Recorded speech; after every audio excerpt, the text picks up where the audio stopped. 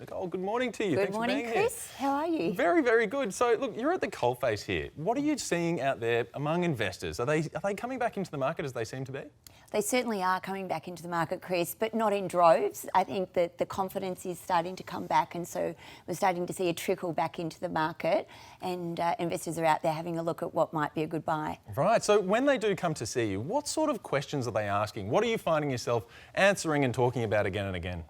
I think the biggest question that we get all the time is, should we go for a yield or should we go for capital growth? And that's that trade-off between what they're looking for. First-time investors quite often are looking for yield because they need that to actually pay off the mortgage.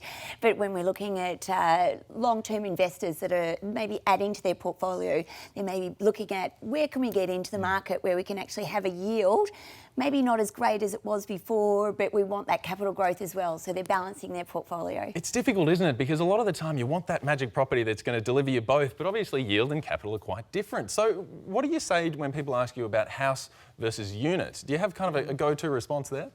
I always say land is king, Chris, so if you can look at land, that's always a really good way to go.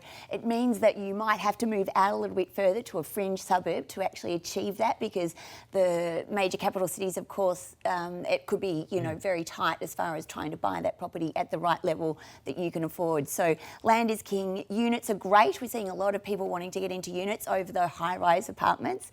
And then houses, well, I would always go with a house if you can. Sure, and we know, of course, that there's no one property market in Australia.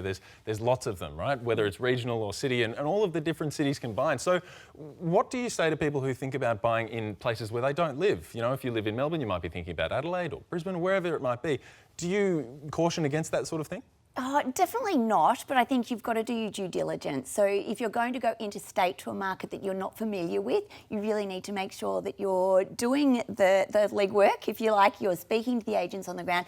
Do not buy it over the internet. Do not buy it over the phone. Go where you're going. So if you're going to go to South Australia or Tasmania, for instance, you really need to get there, because coming off a very high market in both Melbourne and Sydney, you can sometimes think that these states are very cheap to buy, but you need to make sure that you're still buying well. So buy next to infrastructure, make sure that you're not paying over the mark, because they might seem a little bit cheaper than Melbourne or Sydney. There's certainly so much to consider. Nicole Jacobs, thank you very much.